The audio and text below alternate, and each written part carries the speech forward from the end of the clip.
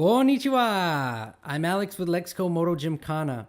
In this video, I would like to address a question that I get very often about Moto Gymkhana, and that is, which gear do you use for Moto Gymkhana?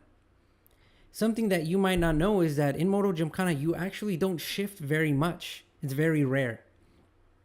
It's very common for, you to stay in just that same gear the whole time. And sometimes you're really on that throttle, pushing the RPMs really high. Sometimes you're coming really low to make around cones, but you're just staying in that same gear the whole time. Now, which one are you supposed to use? The answer is, it depends. It depends on your bike mostly, but it's also going to depend on what feels good to you.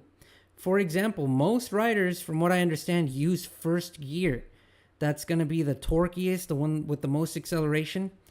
But on my bike, for example, my Ninja 300, first gear is way too short, way too torquey, way too abrupt, and it's just not a good feeling. It doesn't feel smooth. That's why on my Ninja 300, I use second gear, and I stay in second gear almost the whole time.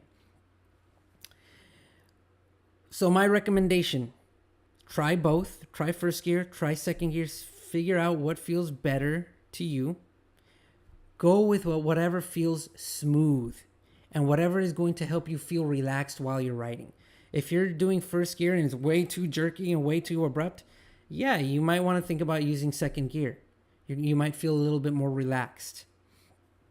It's very rare for you to need to upshift. Sometimes when you have like a straightaway and you got to travel a really long distance very quickly, yeah, you're going to want to upshift and then downshift again before you start rounding cones again.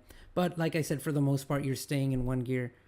Another example I can give you that's a little different than my Ninja is my BMW R1200 GS.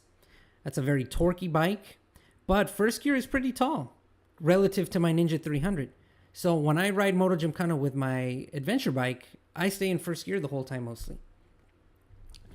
Now, let's say you do end up going with second gear, for example, on my Ninja 300. The problem that I ran into was that first gear was way too short, way too torquey, way too abrupt, but second gear was too tall. When I would go around cones, my engine would start to lug and my RPMs would come down too low. So first gear was too short, second gear was too tall. What was I going to do? What I ended up doing is I adjusted my gearing on my motorcycle.